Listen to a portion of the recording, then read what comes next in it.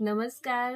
तर आज काही कामानिमित्त मी अंबरनाथला गेली होती. बँकेचं काम होतं, त्याच्यामुळे वेळही तिथे खूप लागणार होता आणि माझ्याकडे वेळ मुळात खूप कमी होता.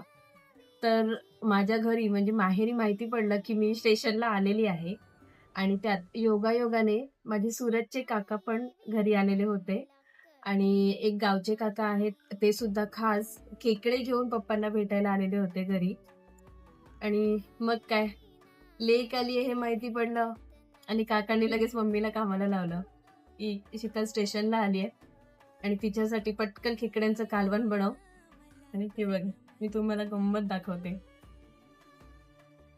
त्यांनी चक्क खूप कमी वेळामध्ये हे सगळं रेडी केलंय आणि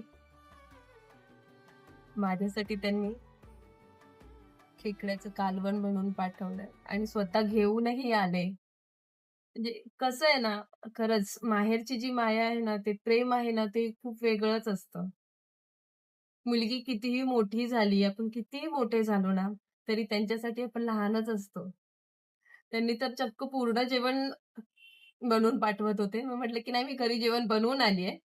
म्हटलं, तू गावावरून भेट आली आहे, त्याच्यामुळे तू खेकड्याचा रस्सा तरी घेऊन जा." आणि तो त्यांनी आणून मला स्टेशनला दिला.